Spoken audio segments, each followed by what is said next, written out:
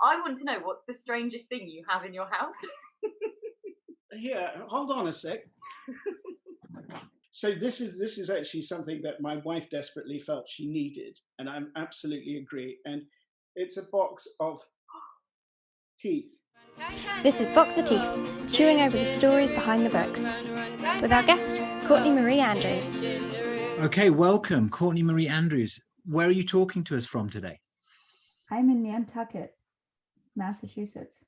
Fantastic. Well, thank you for joining us on Box of Teeth, and so pleased to be talking to you. Listen, after years of writing and performing music, your first poetry collection, Old Monarch, is about to be published. It hasn't quite arrived here in the UK, otherwise I'd have one right behind me. But how exciting is it to shift form? And I also wanted to know, when you first began writing for pleasure, what form did you take? Did you write in song, in prose, in poetry, or were you agnostic about that? Yeah, when I was a young girl, I sang and I wrote short stories and poetry primarily. It wasn't until I was in my early teens that I realized that you could merge both poems and singing into one activity, songwriting. So yeah, I did a little bit of both, and I always kind of had dual dreams of being both a writer and a singer-songwriter. Does a poem ever turn into a song or vice versa? Very occasionally. It's not very often that they become one. I feel like they're different threads. I feel like poems are often from a headspace and songs are often from a heart space. They feel very separate to me. And so what about the process of putting this collection together? I mean, when and where did you write the collection of poems? Yeah, I've written them over the span of 2 years. I'd say that a large chunk of them came last summer. During the pandemic, I actually had the great privilege of doing a residency, and that's actually where I'm at right now. Right. Okay. And it's this artist residency, and they put me up in a cottage, and I just spent in Nantucket for about a month, and I finished the book there.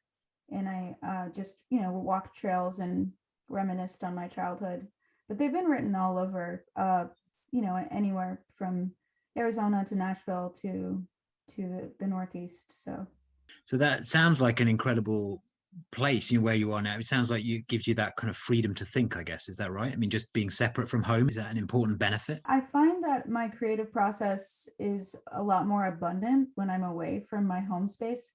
I have a really hard time writing at home. I feel very distracted a lot when I'm at home with my community and things you have to do around the house and that sort of thing. And so I've found that my most creatively abundant times are when I sort of put it away and I go somewhere. I just feel too much in my own space. It's like being in your own mind.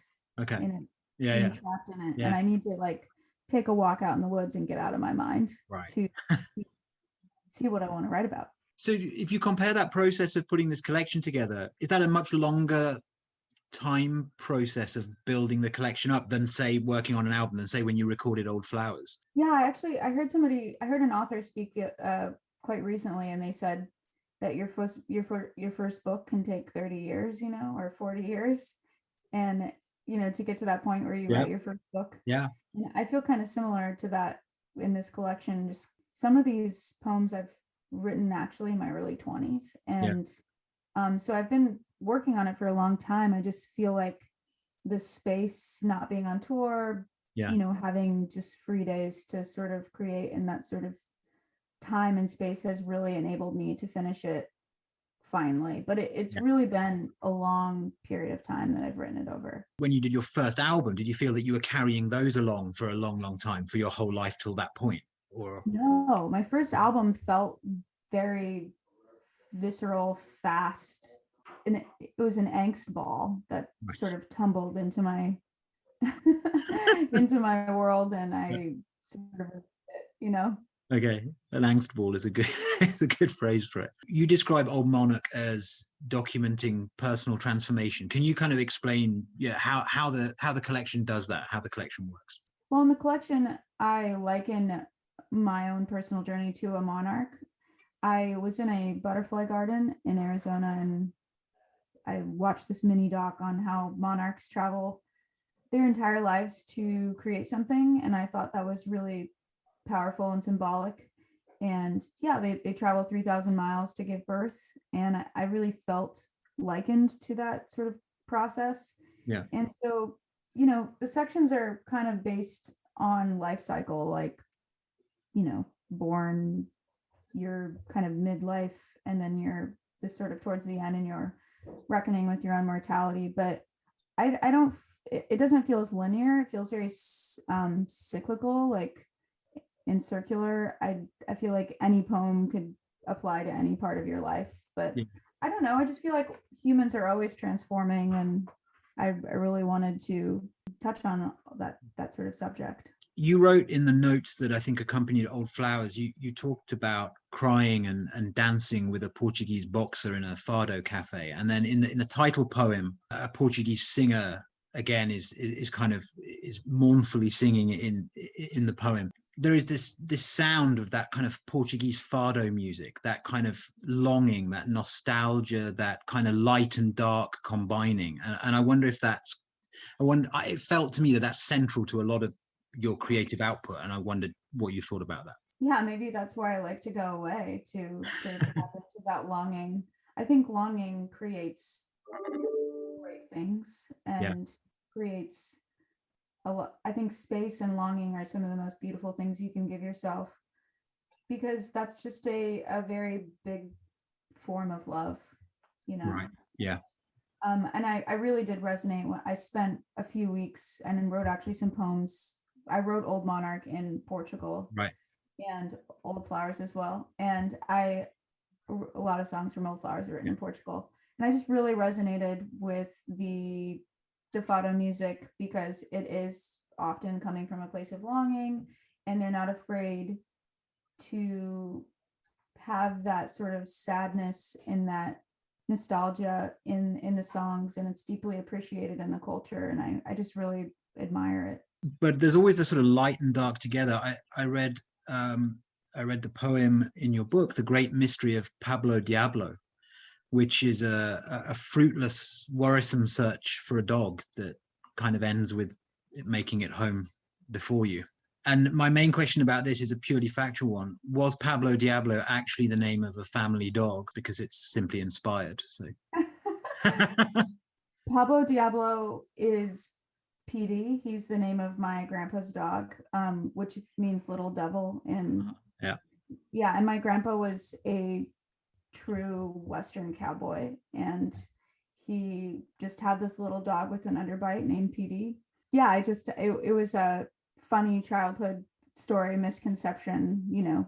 I got a couple of questions, just a couple of quick ones about your career and about writing. Do you remember what you did on the day that you realized that you would be able to make music your full-time job, or writing your full-time job? Honestly, I started booking myself shows and busking. You know, I busk on the side of the streets at these art festivals in Phoenix, and I would play little coffee shops, and I didn't really expect to get money ever. I was just I was honestly surprised. And I think that's the best sort of trajectory to an art career, is you do it because you love it, and when you get $20, you're like, wow, I just got $20. That's amazing. It's good that you can. It's good that, you know, it's good when it plays out. And listen, you've turned to writing in this longer form.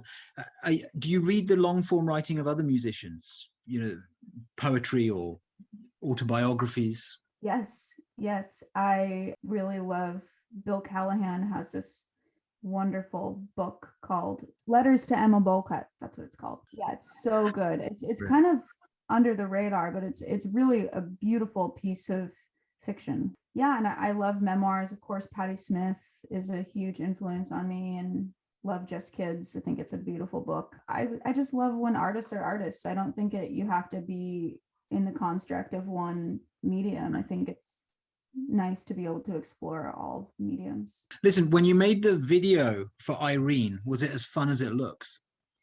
Yes. Right. Anytime you put on clown makeup, I feel like and you're in a grocery store where people are legitimately shopping for things, you're bound to have a good time. So I have a couple of show and tell questions. We call this series Boxer Teeth because in an interview we did during a little earlier in this terrible pandemic year with an author called Edward Carey, my colleague Lottie asked him the question, what's the weirdest thing in your house? And he immediately turned to his side and produced a full box of bakelite teeth. I'll send you the clip. It's astonishing. He is a collector of the absurd, but you've told us you're not at home, so I'm not expecting you to quite match that when I ask you what's the most interesting thing around you. I just realized that I do have something interesting. Great. I love drugstores, like convenience store, gas station purchases. Just useless things that are very amazing. Yeah. And I was at the gas station and I found these Gypsy Witch cards. Gypsy Witch fortune telling playing cards. Awesome. So they're just, you can gamble and get your tarot read in one sitting. They have tarot in the middle. It's basically the best card ever.